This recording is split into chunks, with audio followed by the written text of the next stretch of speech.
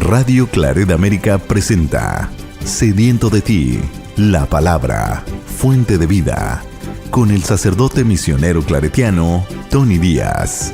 Reflexiones diarias del Evangelio. Aquí iniciamos.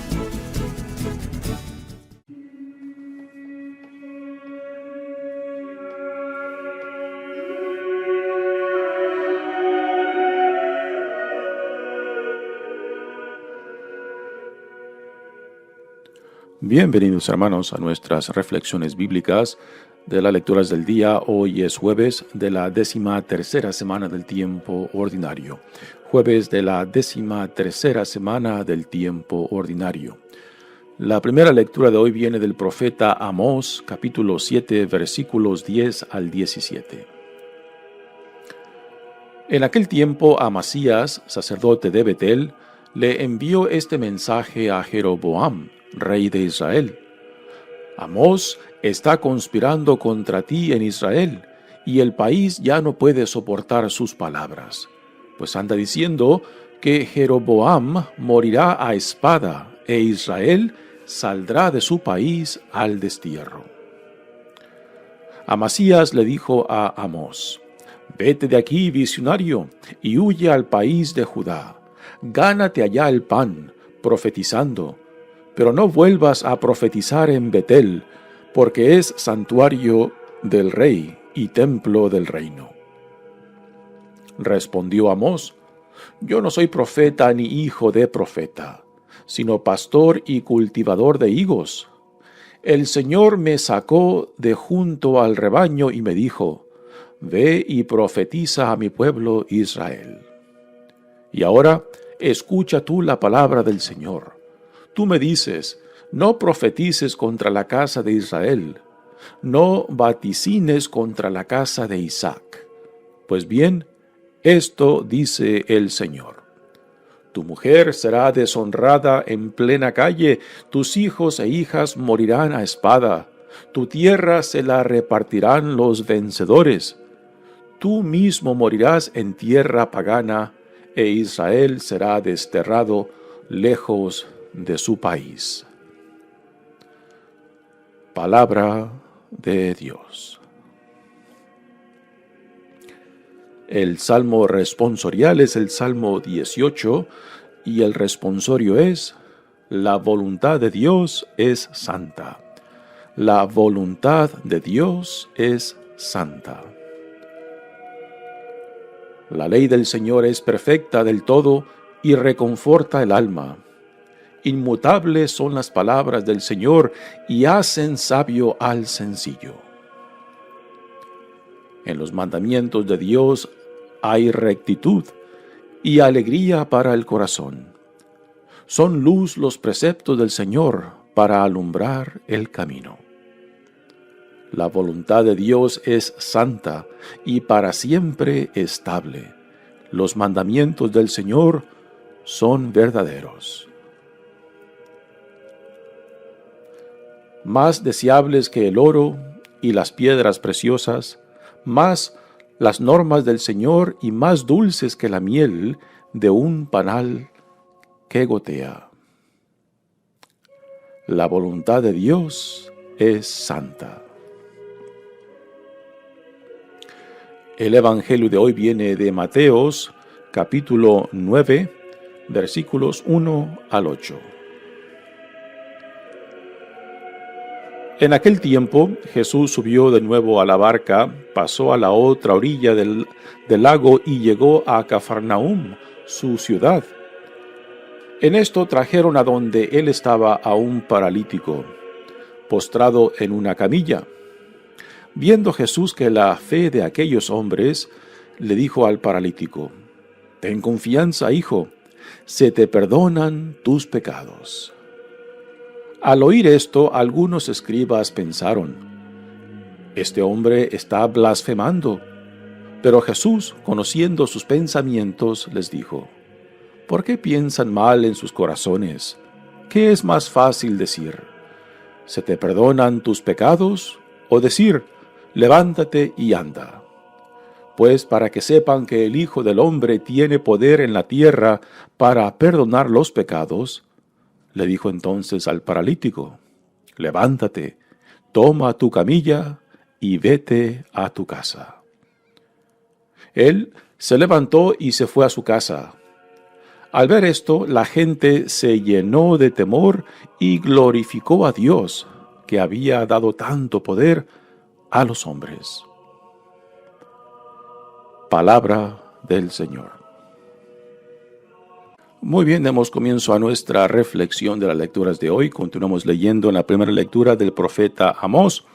Y ahora tenemos la expulsión de Amós del santuario de Betel, donde él está profetizando. Recordamos que Amós es de la parte sur de Judá, y Dios de ahí lo llamó para que fuera a profetizar en el reinado del norte, el reinado de Israel.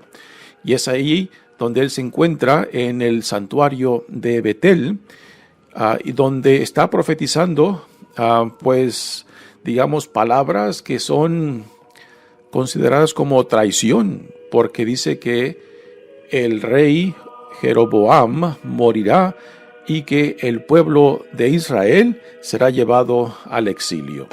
Pues a cualquier persona, particularmente a los reyes, gobernantes y los líderes religiosos, esas palabras serían amenazas para ellos.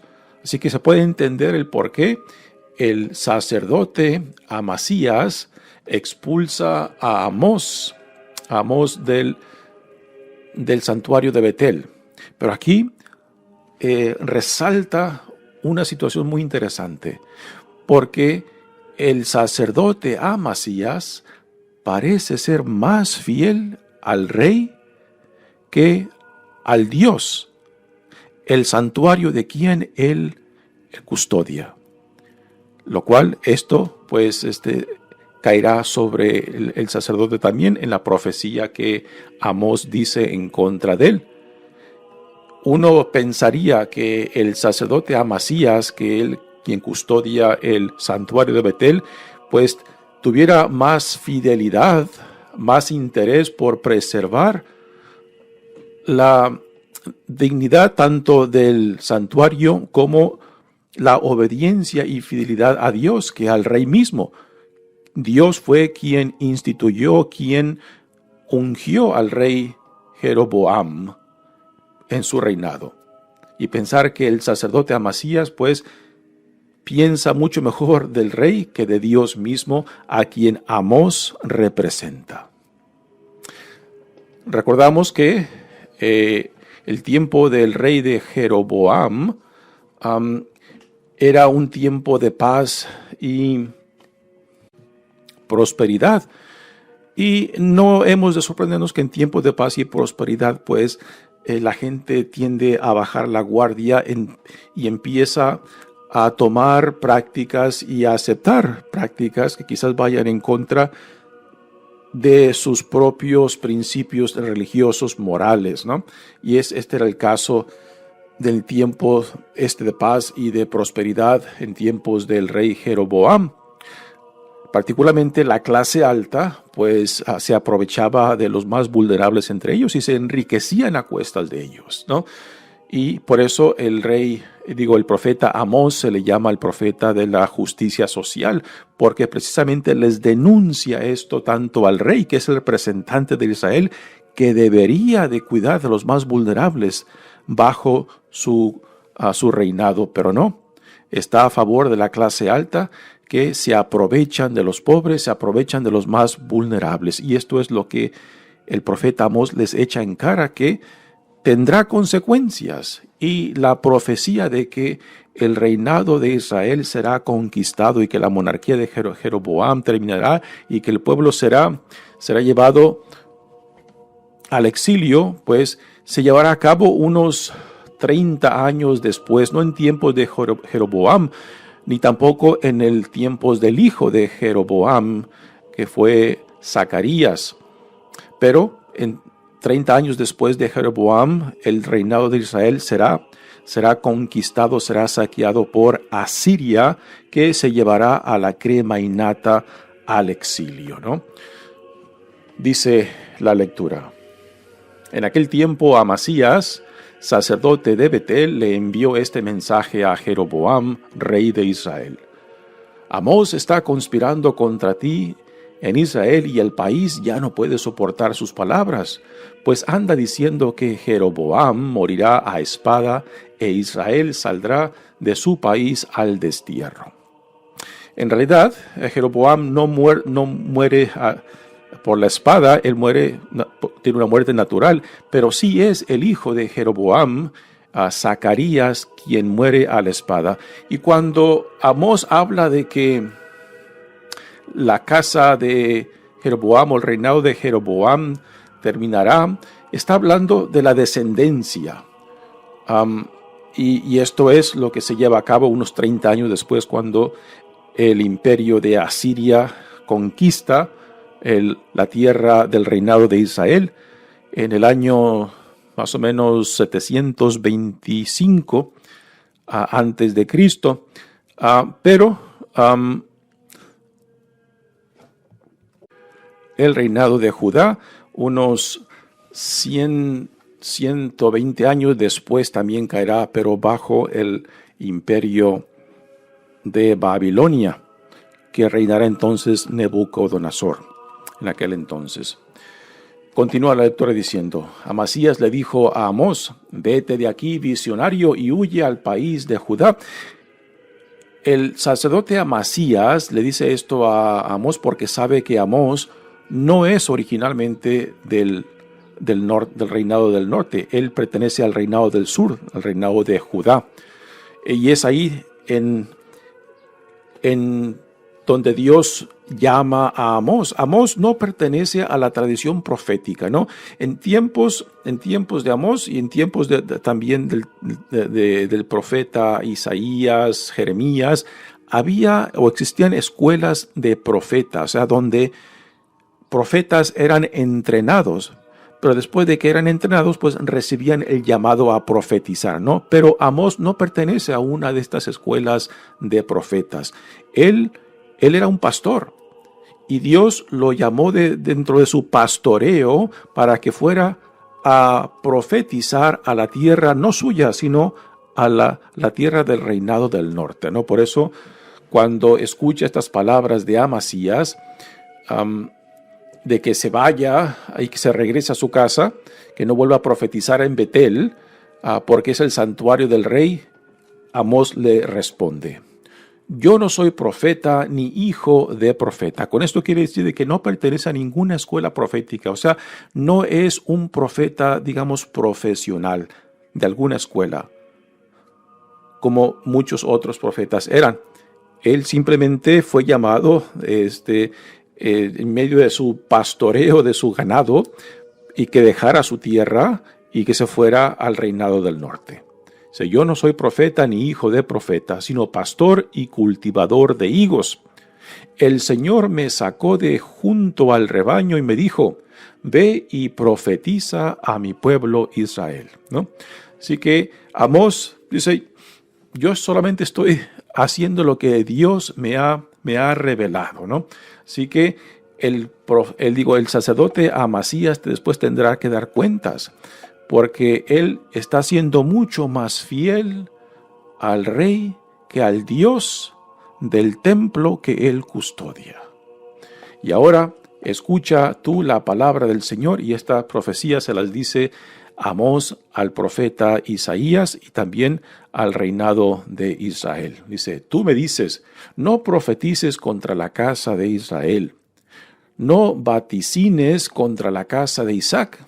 Pues bien, esto dice el Señor: tu mujer será deshonrada en plena calle, tus hijos e hijas morirán a espada, tu tierra se la repartirán los vencedores.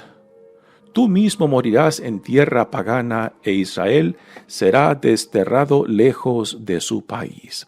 Así que esta profecía se llevará a cabo no en tiempos de Jeroboam, porque como ya mencioné antes, él morirá de una muerte natural y es su hijo quien morirá bajo la espada, pero no serán hasta casi 25 a 30 años después de esta profecía de Amós que se llevará a cabo la conquista del reinado de Israel por medio de Asiria, que se llevará la crema innata al exilio. Y como ya mencioné también antes, 120 años después, como en el año 1540 antes de Cristo, el reinado de Judá, el reinado del sur, la tierra de donde es Amós, también será conquistada, la ciudad de Jerusalén será saqueada, el templo será destruido y también la crema innata de Jerusalén será llevada al exilio por el imperio de Babilonia bajo el reinado de Nabucodonosor, que también sale en el Antiguo Testamento. Así que a este profeta Amós, el profeta de la justicia social que está denunciando las injusticias del reinado del norte, le dice que toda acción tiene consecuencias, y esto debe de resonar también para nosotros, ¿no?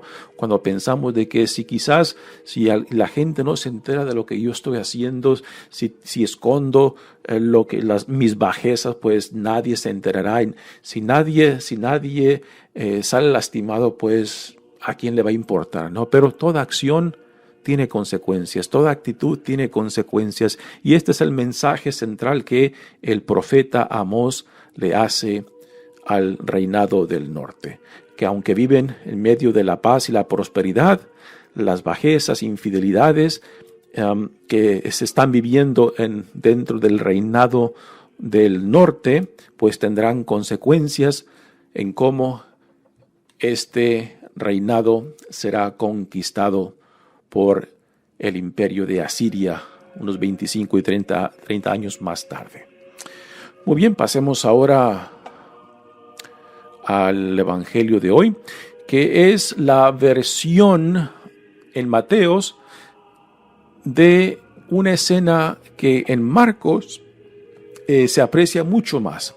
Para comparar esta escena que vamos a leer ahora del Evangelio de Mateos, en Marcos tiene muchos más detalles y tiene también una forma de describir que uno, si se pone dentro de la escena en Marcos, en el Evangelio de Marcos, pues como que aprecia mucho más lo que está describiendo. A diferencia de cómo Mateo describe la misma escena, le quita una serie de detalles que prácticamente la deja sin tensión dramática, ¿no? Y esta misma escena en Mateo en realidad es mucho más seca, simplemente no tiene el mismo dramatismo que el evangelista Marcos nos describe. En Marcos, Jesús se encuentra en Cafarnaúm, quizás en la casa de Pedro, que parece que Jesús, la casa de Pedro en Cafarnaúm, la ha convertido como el centro de su ministerio, de donde sale y regresa. Y estando en la casa en Cafarnaúm, pues hay tanta gente rodeada en torno a la casa que los que le traen a este paralítico no pueden acercarse a Jesús. ¿Y qué es lo que hacen? Se suben encima de la casa, empiezan a quitar el tejado y después le bajan al compañero que llevan, se lo bajan a Jesús y se lo ponen justo enfrente, ¿no? Y la escena que describe Marcos, pues está llena de detalles y de drama que uno no puede impedir sonreírse al ver lo que hacen los amigos para que su cuate sea sanado por Jesús, ¿no? De que se suben a la casa, quitan el tejado, se lo bajan, ¿no? Y tan solo de imaginar de que Jesús, cuando ve a ese manto dentro del cual está su compañero, bajar del techo y que el polvo del techo le esté cayendo a Jesús, y Jesús viendo hacia arriba y de arriba los compañeros viendo hacia abajo, ¿no? Ese encuentro de miradas, yo cada vez que me lo imagino, me hace sonreír, ¿no? De ver el compañerismo, la amistad y el deseo de que su amigo sea sanado por Jesús, ¿no? Pero tristemente, y digo triste porque el evangelista Mateo le ha quitado todos esos detalles y nos deja una escena pues muy seca de dramatismo, dice el evangelio de hoy. En aquel tiempo Jesús subió de nuevo a la barca, pasó a la otra orilla del lago y llegó a Cafarnaúm, su ciudad. La ciudad de Jesús en realidad es Nazaret, pero aquí cuando dice su ciudad, se refiere muy probablemente a la casa de Pedro en Cafarnaúm, donde Jesús se ha hospedado y de donde sale y regresa en sus viajes dentro del territorio de Galilea. Así que están de regreso de la parte este del lago, donde Jesús había estado, en lugar no judío, donde se topó con dos personas poseídas por el demonio que vivían entre tumbas. Y ahora ya está de regreso en Cafarnaúm y muy probable que se encuentra en la casa de Pedro, aunque aquí el evangelista Mateo aún ese detalle no lo ha incluido. Dice, en esto trajeron a donde él estaba un paralítico postrado en una camilla. Mateo ni siquiera nos dice que Jesús está en una casa, ¿no? En Marcos, Jesús está instalado en esa casa y hay gente dentro de la casa y la casa misma está rodeada de gente, ¿no? Aquí simplemente Jesús se nos describe que está en Cafarnaúm. ¿Dónde? En la calle, en la casa, no sabemos dónde. Y ahí le traen a un paralítico postrado en una camilla. Así podemos imaginar 4 amigos que llevan en una camilla a su amigo para que sea sanado por Jesús. Y Jesús, al ver a esos 4 amigos que le traen a su compañero para que Jesús lo sane, pues Jesús se queda impresionado. Y ese detalle es importante, de que son los amigos que le traen a su compañero a Jesús para que lo sane, ¿no? Una pregunta, ¿quién fue que te trajo a ti a Jesús? ¿Quién te acercó a ti a Jesús? Porque todos hemos llegado a Jesús por medio de una persona o de una experiencia, ¿no? De que Dios se valió de una experiencia y muy probablemente de una persona para acercarnos a Él, ya sea alguien de tu familia, ya sea un compañero. Para mí, yo puedo decir que no fue mi familia no es tan religiosa, pero fue la familia de un amigo que me acercaron a Jesús, ¿no? Así que para ti, ¿quién fue que te acercó a Jesús? Viendo Jesús la fe de aquellos hombres, le dijo al paralítico, ten confianza, hijo, se te perdonan tus pecados. En aquellos tiempos la creencia era de que había una conexión entre el pecado y la enfermedad, que la enfermedad era un resultado o era consecuencia del pecado de la persona, ¿no? Y hay varios casos en los evangelios donde esto se puede mostrar, o sea, esta conexión entre el pecado y la enfermedad. Por ejemplo, en el evangelio de Juan, cuando se nos presenta a este ciego y los discípulos mismos le preguntan a Jesús, ¿a causa de quién este hombre está ciego? ¿A causa de sus pecados o los pecados de sus padres, no? Igualmente, cuando Jesús sana a este hombre que tiene más de 30 años enfermo, le dice que no peque más para que no vaya a sufrir algo peor, ¿no? Así que esta mentalidad de la conexión entre el pecado y la enfermedad era algo que se entendía en aquellos tiempos. Hoy en día no aceptamos esa creencia, pero tampoco podemos descartar la posibilidad que nuestros pecados, o sea, nuestra vida espiritual en rebeldía, en rechazo a la paz, a la armonía, a la relación con Dios, pues de que pueda tener consecuencias físicas en nosotros, ¿no? Esto es muy probable y aún a veces se hace esta conexión cuando una enfermedad puede venir a consecuencias de algo psicosomático, ¿no? Que se manifieste físicamente en el cuerpo. Así que Jesús le dice, ten confianza, hijo, se te perdonan tus pecados. Ahora Jesús parece que está rodeado de críticos de él. Podemos imaginar que son quizás escribas o fariseos o algún otro líder religioso que al escuchar estas palabras de Jesús se escandalizan, puesto que solamente Dios puede perdonar. Pero como no aceptan la identidad de Jesús, que es el Hijo de Dios, y que por tanto el Hijo solamente hace lo que el Padre le revela. Y este es el tema de la identidad de Jesús, puesto que no aceptan cuál es su identidad y de dónde viene, de quién lo ha enviado, pues entonces dudan de todo, dudan de sus palabras, dudan de sus acciones y aún dudan de los milagros, sanaciones y expulsiones de demonios que Jesús hace, precisamente porque no aceptan quién es Jesús, su identidad y de dónde viene. Al oír esto, algunos escribas pensaron, este hombre está blasfemando, o sea, porque se iguala a Dios al perdonar los pecados. Pero Jesús, conociendo sus pensamientos, les dijo, ¿por qué piensan mal en sus corazones? ¿Qué es más fácil decir? ¿Se te perdonan tus pecados? O decir, levántate y anda. Pues para que sepan que el Hijo del Hombre, nuevamente aquí ese título misterioso que Jesús utiliza, es un título, Hijo del Hombre, que encontramos en el libro de Daniel, también en el libro profético de Ezequiel, ¿no?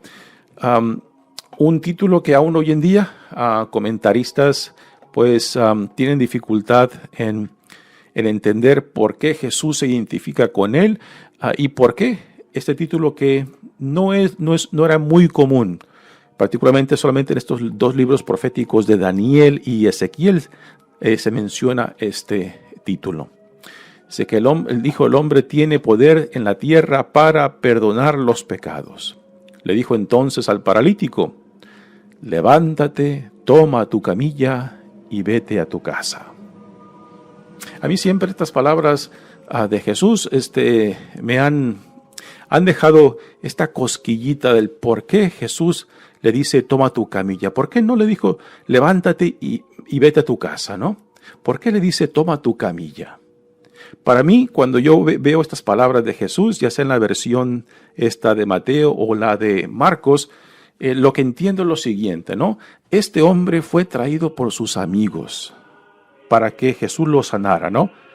Y ahora que Jesús sana a este hombre, pues prácticamente le dice, así como Dios te ha sanado, ahora ve, llévate tu camilla, y así como a ti te trajeron a mí, ve y tráeme a otros.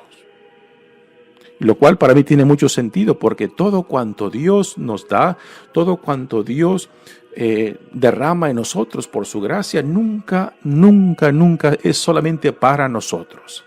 Es para nosotros y para que por medio de nosotros también otros lleguen a conocer a Dios, y al conocerlo, amarlo, y al amarlo, servirlo, ¿no? Es ahí donde yo encuentro el significado de estas palabras de Jesús. Levántate, toma tu camilla y vete a tu casa. O sea, toma tu camilla y ve, tráeme a otros. Que tu experiencia, la gracia de Dios, que tu sanación sea un testimonio para que otros también lleguen a conocer a este Dios, no solamente que te ha regresado tu salud, en cierta manera también te ha regresado a la vida, ¿no? Y termina el relato de esta escena diciendo, él se levantó y se fue a su casa. Al ver esto, la gente se llenó de temor y glorificó a Dios. Y ahora tenemos la reacción de la gente que presenciaron esta escena, que había dado tanto poder a los hombres. Quizás la gente se entusiasmó por ser testigos de esta sanación, de este milagro, ¿no? Pero la pregunta es, ¿se interesaron también por el mensaje del reino de Jesús? ¿O simplemente quedaron conmovidos por lo fenomenal, por lo milagroso? Lo cual hoy en día yo creo que muchos de nosotros conocemos a gente que se sienten atraídos más por lo fenomenal, por lo milagroso, pero no necesariamente por el mensaje que Jesús nos quiere comunicar. No por el mensaje del reino, no por la vida nueva que se nos ofrece, ¿no? Y sí, tristemente hay mucha gente que van detrás del milagrito. Y esto puede ser por necesidad real, concreta. Pero a últimas, si no estamos deseando ser parte de la nueva vida, del reino que Dios en Jesucristo nos revela, pues entonces esa gracia que recibimos de Dios no será una gracia para la vida eterna. Simplemente será algo extraordinario, algo fenomenal, pero hasta ahí llegará. Si es que no nos interesamos por lo que Dios en Jesucristo está revelando nos está llamando a ser parte de esta nueva creación, de esta nueva realidad del reino que ya en Jesucristo se está inaugurando. Muy bien, mi nombre es Padre Tony Díaz, misionero claretiano. Que Dios los bendiga. Radio Claret América presentó Sediento de ti, la palabra.